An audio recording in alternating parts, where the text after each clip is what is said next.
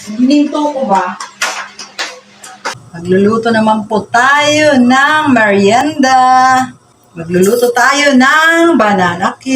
Ilalagay na po natin ang saging. Ilalagay natin ang saging na saba.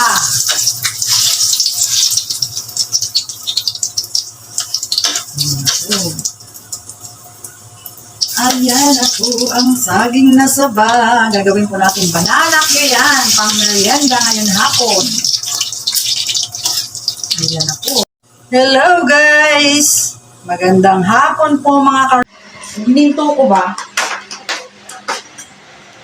Hello guys! Ayan na po ang ating nalutong banana Q. Ayan na po siya. Luto na po siya. Pang merienda lang po namin yan. Kaya ganyan ang luto. Ayan na po guys. Ayan na po. Mga karels, ayan na. Pwede na po yung kainin. Okay na yan?